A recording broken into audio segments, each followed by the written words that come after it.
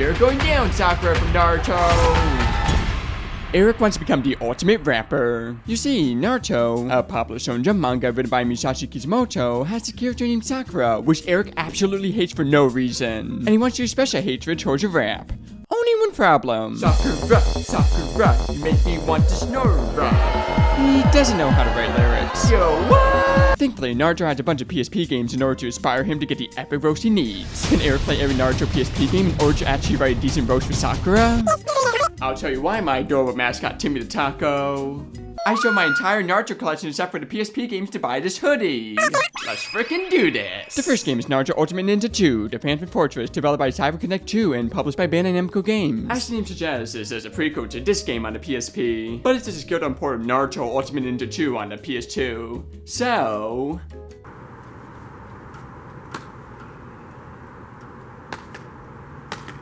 unlike the majority of Naruto games, Naruto Ultimate Ninja Heroes 2 actually features a game-exclusive story called the Magento mode. What's the Magento, I hear you ask? Well, it's...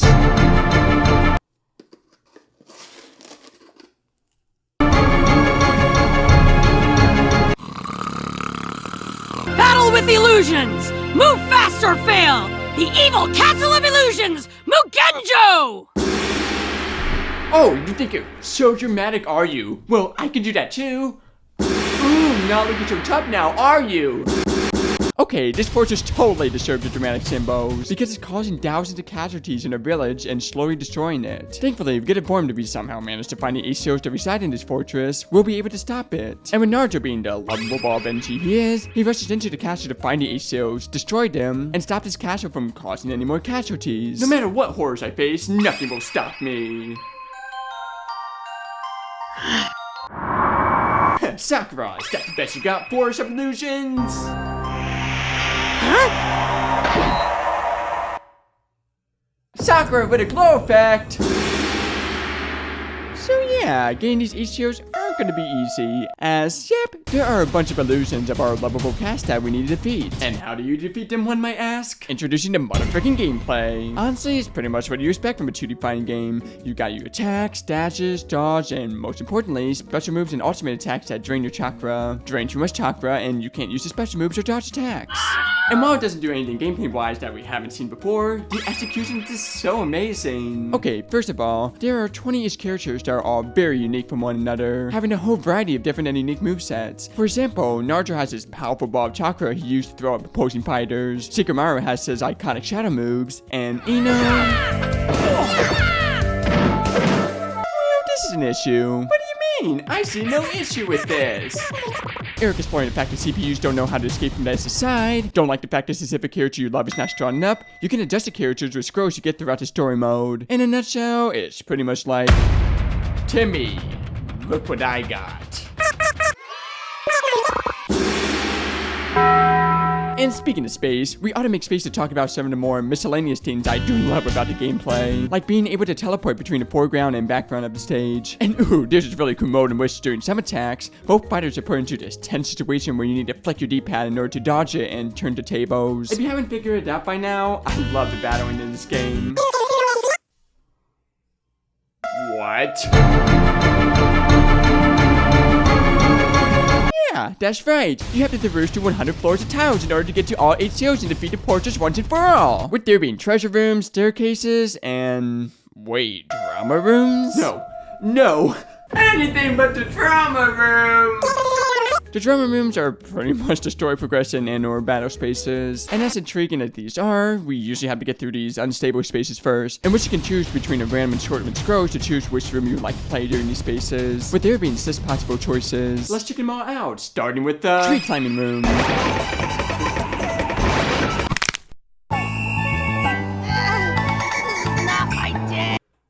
Okay, so we're climbing the tree. Not gonna question how, but cool. Shadow procession room.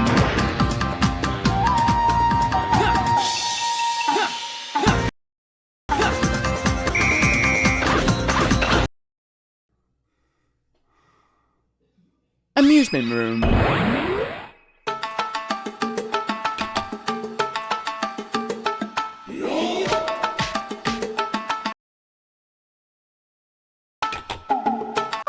Nothing screams amusement like gambling my life away. Here, see this money? Take it. Take all of it. Fun. How much fun? Woo! Riddle room.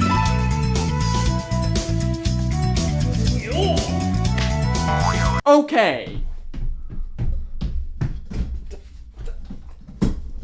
That's not even a riddle! Do you not know what a riddle is? This is a quiz! This is a quiz game! Wanna hear a real riddle? It annoys the frick out of me. A game asking the strangle thing. It makes a person smile go wee. Did you get it? That's right. It's you! Congratulations! Clone room.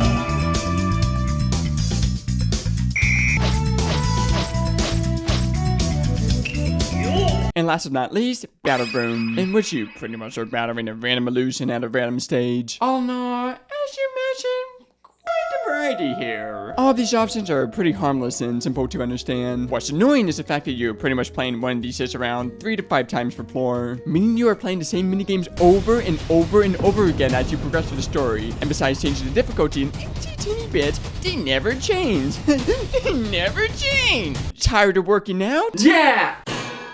They're proud themselves. And speaking of working out, you're gonna love working out in story mode of this game, because as the story progresses, you come to know the history behind this one's vibrant and happy fortress filled with a kind, beautiful princess, and how she got tricked by the Akatsuki organization into becoming this shell of a person filled with hatred. I get to be a hero defeating an evil castle and saving a princess. Seriously though, the story is amazing, and heck, there are even custom cutscenes using the game engine, which I mean speaks for itself. It looks so amazing. Plus, there are actually multiple endings you can get depending on the choices you make in this game, which is cool as well. It's just a shame that you have to go through hours upon hours of silly minigames in order to enjoy the story. So, what is going through on 104, the Ruby Night sales, and defeating the great evil get you? Well, it causes the castle to disappear and make a beautiful flower garden suddenly appear in its wake. To which Timmy says it symbolically represents something, but I'm not worried about that. Look how beautiful it is. Wait, no! This is a hidden Mugenjo, which is pretty much a retelling from the story from the perspective of Jiraiya, a powerful shinobi. But no! I refuse to go through 100 floors of torture again!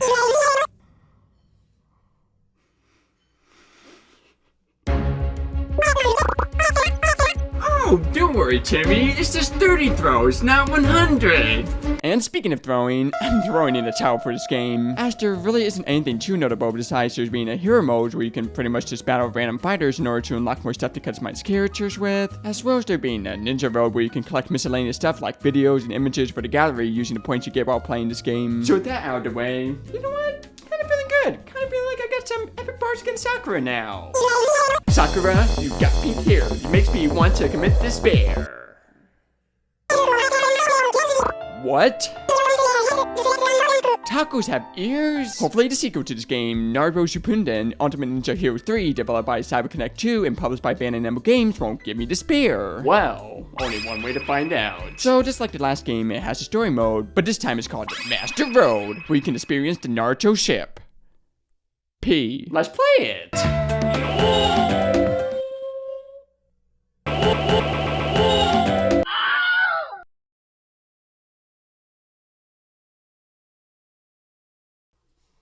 Timmy, no! But you won't commit for the story of this game, as it's pretty much a retelling of the first couple of arcs from the Naruto Shippūden anime in a similar format to the last game, with there being a road instead of dungeons. One might say is a wink wink Master Road. Unlike the last game, however, instead of there being a bunch of more empty spaces where you can choose to torture yourself with either slot machines or quizzes, it's much more linear and less filter-like, having the majority of spaces being either spaces that progress through the story, spaces that feature very similar battle gameplay from the previous game, and mission spaces. And speaking of spaces, let's hope these spaces don't drive me to the brink into sandy like the last game.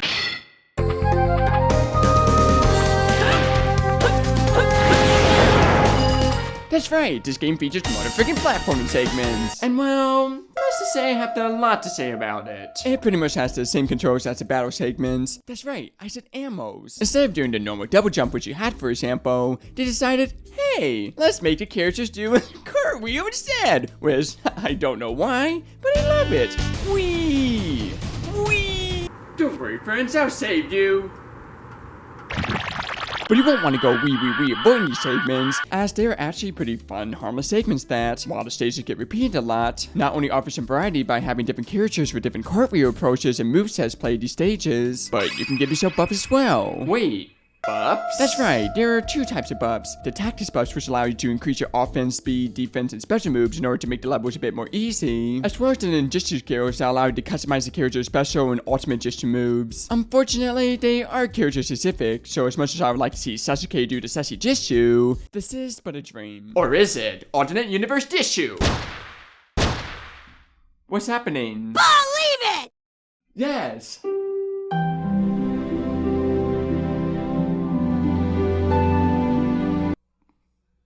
Oh, what could have been. And speaking of lust, you're lust after the fact that they added a new mechanic to the battle portions of the game as well. When you and the opposing fighter does the ultimate move at the same time, you're presented with this button timing minigame, which if you win, boom, you get to use the ultimate move. That's right, I win, you lose. Drown in motherfucking sand. Drown! Oh no, the story mode is a pretty similar song and dance from the previous game. There is the option to allow a friend to join in specific missions though, which is pretty cool. There also are collectibles you can gather as well throughout the story mode, like pictures, music, and wait. Ultimate jutsu move where you can customize the cutscene to your will?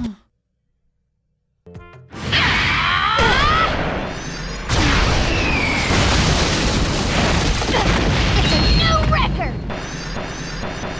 This, yes, this, puts a smile on any weeb's face. But hopefully in the next game, Naruto Shippūden Legend of Akatsuki Rising, developed by Raijin and published by Bandai Namco, will put a smile on a weeb's face as well. Unlike previous games, this game offers one mode to begin with, a story mode that follows the first couple of arcs from the Naruto Shippūden anime just like the last game. And my goodness, it definitely leans heavy on the story aspect, with a good portion of the game filled with really well done in-game cutscenes. So spoiler warning for these episodes right here. Let's get into the story. The game starts with Naruto and Prairie State, Jiraiya, heading back to the village after training hard for a couple years. Why? Well, I've turned into the kind of guy Sakura likes, don't you think?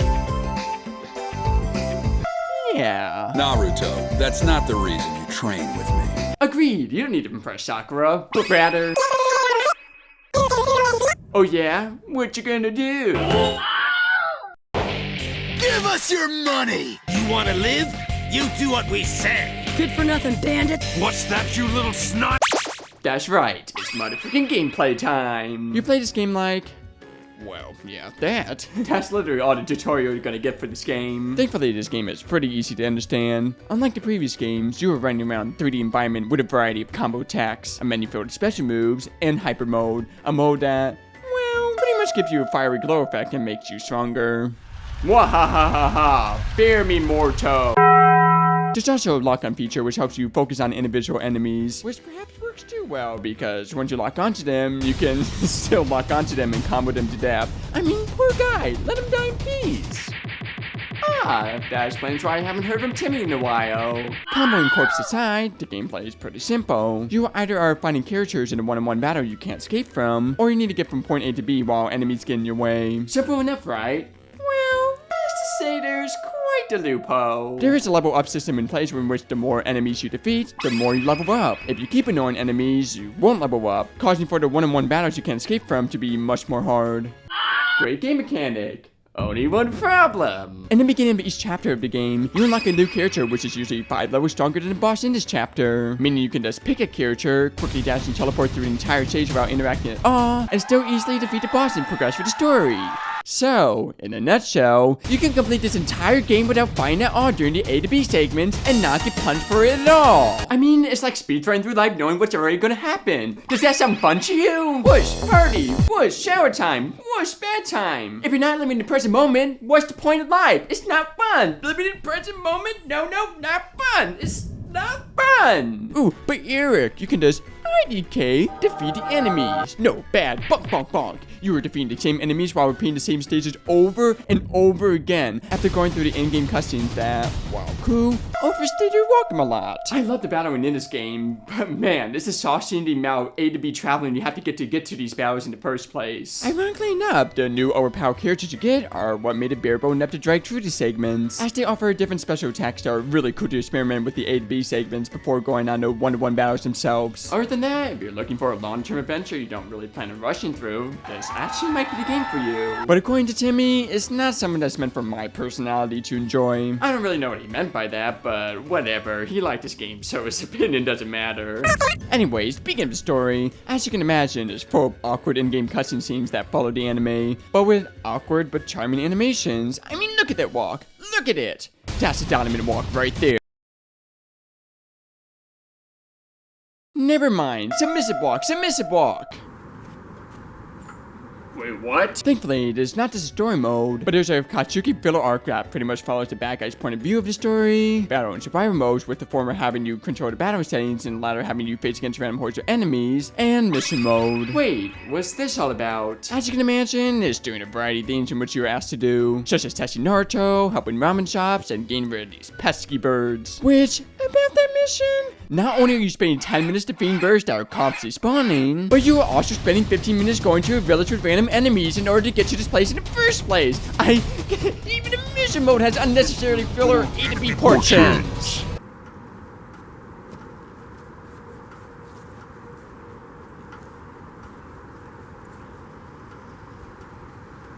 Was that a sign for you? I hope the frick not, because I can't stress enough that's all I've been doing. And what's the point of doing this mission anyway?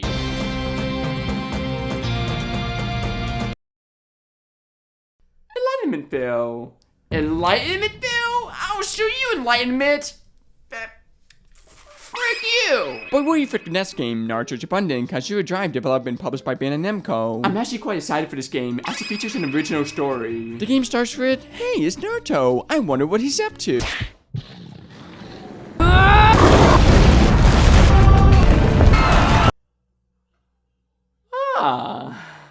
I can't believe my childhood hero didn't do such a thing! Thankfully, this isn't Naruto, but someone pretending to be him. But the village he attacked, the village hidden in dreams, doesn't know that. Oh, and did I mention this small game in Sakura's town has control of a massively overpowered guardian beast called the Three Heads that not only destroys mountains of pains with just one cry, but also returns all to nothingness with 3 cries. What? What? All of this aside for now, there's a new issue that arose from the Hidden Leaf Village. A ton of really skilled ninjas are being kidnapped, so it's up to Naruto and his team to go search for clues and investigate. But oh no, there's a ton of deadly wild animals we need to defeat. Taking us to the motherfucking gameplay. Honestly, the gameplay is pretty much similar to the last game, but with lots of good differences and some... Why the heck did you remove the auto character lock? I'm constantly missing enemies because of that. Differences. I love the different defects your characters could potentially get now. Got hit with an electric attack, you were stunned for a couple of seconds. Wham, poison attack. Pray you have a hero on your team to help you. And best of all, there are attacks that cause your enemy to be unconscious, leading you to do the ultimate attack. Ooh, what's the ultimate attack? Tomorrow, let's go!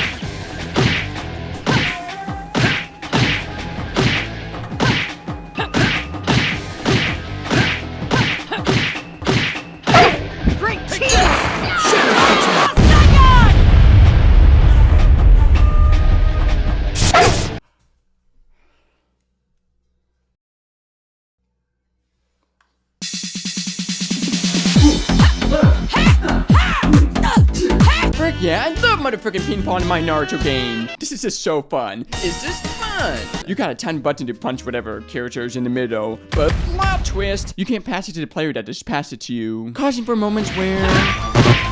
Sorry, guys.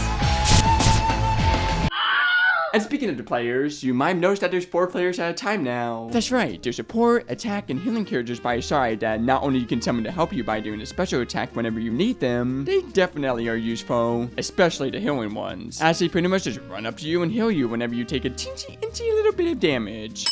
Yo, Sakura, no one wants to pander you. Yeah. Yo. Yeah. What are you doing? Speaking of healing, there are also gestures and character-specific special attacks you get throughout the game you can use to get small buffs and power-ups, like being immune to poison, attacks buff. Yeah, you get the gist. And trust me, you're gonna need these as these games progress. For now though, let's get back into the story mode. Anyway, we find bandits that potentially kidnap our ninja friends, and well, we defeat them. But wham, this guy shows up out of nowhere, and boom, we're in a motherfucking boss battle. You're going down, fiend. Looks like that's the leader. They're coming.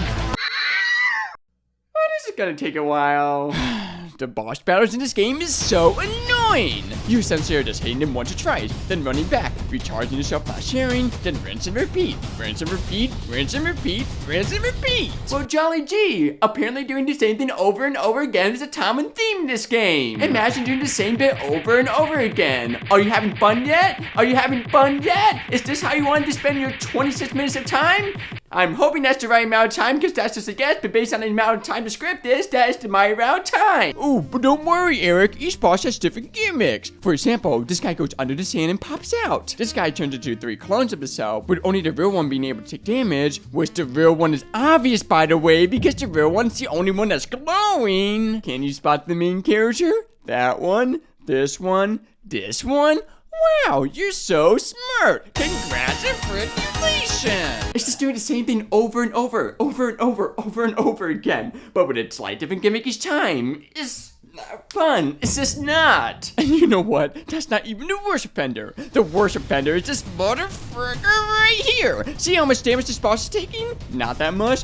Good eye. That's because this game expects you to play the side missions you unlock throughout the story mode over and over again in order to get powerful enough scrolls in order to actually not lose your sanity chipping away the boss. But the scrolls you get after a mission are random, meaning you could be playing side missions for hours and hours before actually being strong enough to defeat this boss. And the game doesn't even tell you to do this. It's just like, oops, sudden difficulty spike, LOL.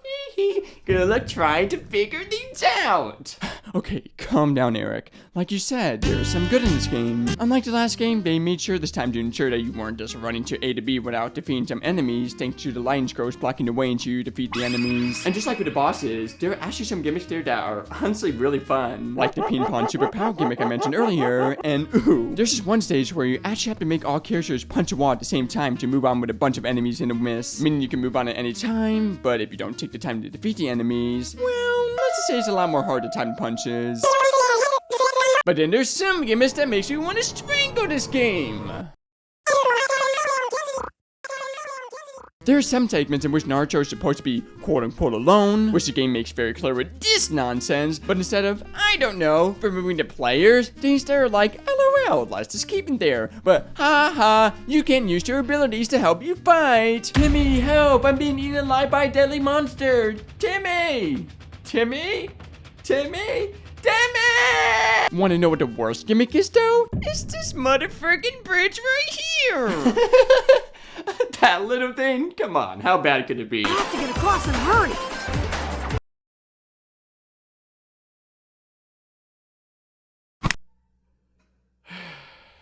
This bridge is so small and glitchy, like, come on.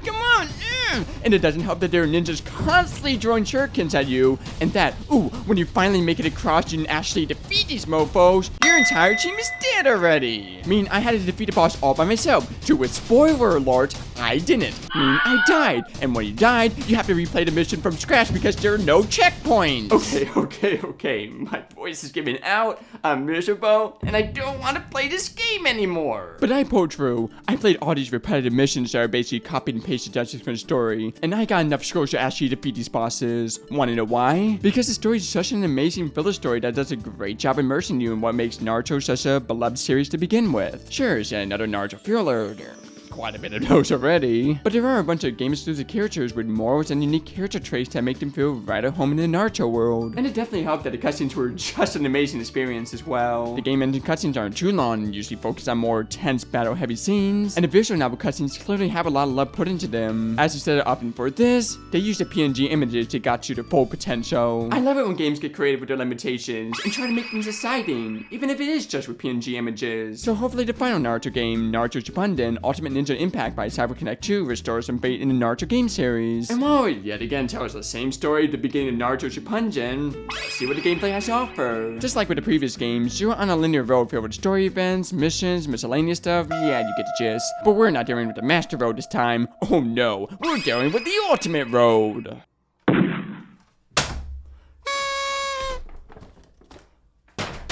Wow, you evolved! But will you evolve running around the gameplay? Let's check it out, shall we? Mission start. Don't worry, I'll explain one thing at a time. Slowly. What do you mean, slowly?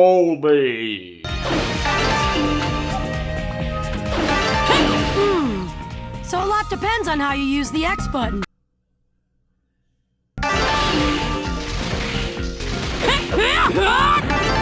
Alright, with the circle button I can beat an army!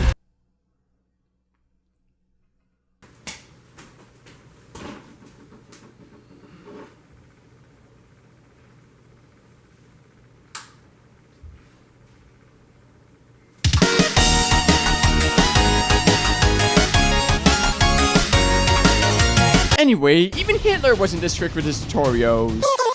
And speaking of concentration, it's really not necessary to concentrate too much on the tutorial, as the gameplay is not too hard, yet really fun. It's a typical Dynasty Warriors-like game in which you're knocking down a ton of battles in a fun, overpowered way while completing whatever the objective of the level is. I mean, Naruto wasn't joking when he said he could knock down an entire army like this. I mean, look at this. Look at this fun spinning attack. Whee! Whee!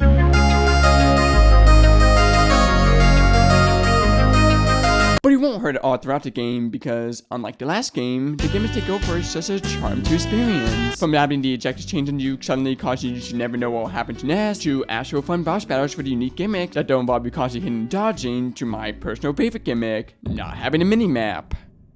Okay, kinda have to explain that one. You see, throughout the levels, there's this mini-maps that's extremely helpful, from showing you where to go, where the enemies are, etc. But there's just one level where the enemies use this confusing gas which makes you lose sense of direction, i.e. moving the mini-map. But don't worry, the game gives you subtle hints on where to go. You see this confused drive? This is how you give a gimmick, not whatever nonsensical poop thing you did. Overall, this is definitely my favorite Naruto PSP game, but there's really not a lot to say about it. It's just awesome. Oh, and just like with the other Naruto games, there's extra missions you can do as well as, go easy. Other than that, we beat every Naruto PSP game.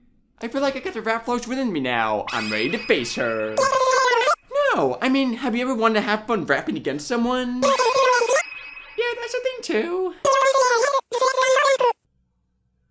Well, that came out of nowhere. Anyway, it's epic rap time. Yo, things about to give a Eric. Give it up for MC Eric.